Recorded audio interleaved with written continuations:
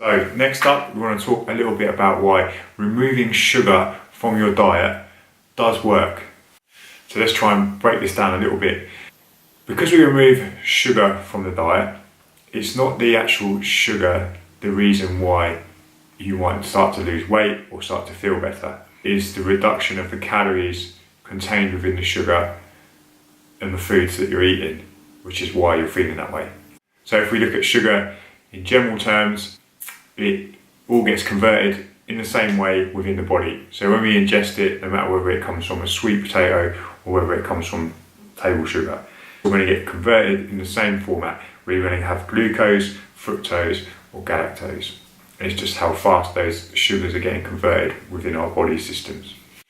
So it is a form of a carbohydrate. So with that in mind, it contains 4 calories per gram. So it would be included within your carbohydrate intake anyway. So by removing the sugar again, you're removing those calories from the carbohydrate intake.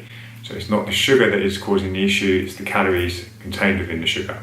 Now, what also happens, and does happen when people remove sugar from their diets, or they go sugar-free, which is very, very difficult to do. If you think of trying to remove completely all sources of sugar from your intake, it's really tough thing to do. So what people normally mean is they remove like any added sugars, so they might not have sugar in their tea or sugar on cereal, etc. With that in mind, what they then do, whether they consciously do it or unconsciously do it, is they start to tidy up their diets in other areas anyway. So they might start to generally eat a little bit better.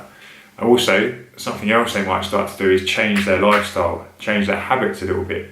Because they're making this big change with removing sugar, then they might also start to join the gym, they might start to go for a run, they might start to sleep better, they start to increase their protein intake. These things all have a knock-on effect. So that is why, in essence, removing sugar does work to a degree. Now, what sugar is and what it does is it does taste nice. There is no getting away from that. When we have something that is sugary and sweet, it will then trigger the senses within the brain to say that we like that sense. It's nice, it's pleasurable. Now what sugar does do, and what it is it does taste nice. So it makes things sweet. That sweet taste is then what triggers the senses within the areas in the brain that tells us it's pleasurable, which then will then lead us to then overconsume on the said food. If you think about trying to eat something that's quite bland, and as soon as you add some kind of sweet sauce to it, tomato, ketchup, chili sauce, you instantly can then eat more of it, just because that sweetness allows you to, because it triggers those senses. This is where the trouble comes in, because it then forms habits and it changes your behaviour around eating behaviours. So you start to then eat, overconsume on calories, but it is not the sugar that is doing it. The sugar is just assisting because it makes it taste nice. You are then changing your behaviours to overcompensate and overeat more. I've heard it before also, and I've also read it recently, is that people are saying that sugar is the new fat. Now, that's wrong on so many levels, because one, we shouldn't be scared of fat, and two, why are we comparing sugar with fat? Two completely different things. I get why they're saying it. They're trying to scare us, as in like, you know, you shouldn't have too much fat, the same as you shouldn't have too much sugar.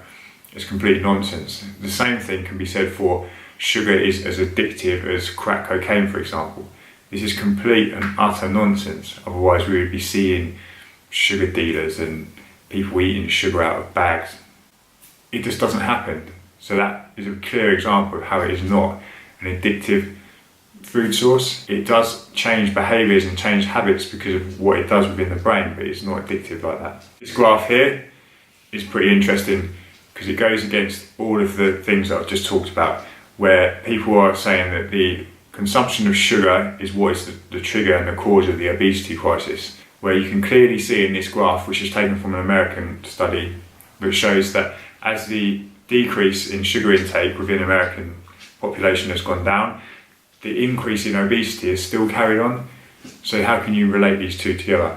So yes, be aware of your sugar intake, but don't think that it's the sugar itself that is the reason that you're maybe in an overweight position. It is the overconsumption of calories in general which is going to put you into an overweight position. So going back to previous videos, just stop vilifying certain food groups, food types, and let's get back to looking at the basics of calories in versus calories out. Cool, that's the end of this one. Hope you found this one useful and informative in some bits. If you do like these videos, then please, as always, feel free to share them around, like them, also get onto the YouTubes and subscribe there, because it just means I'll keep doing them. And big thanks to everyone who's already subscribed, it means a lot to me. Cool, till next time.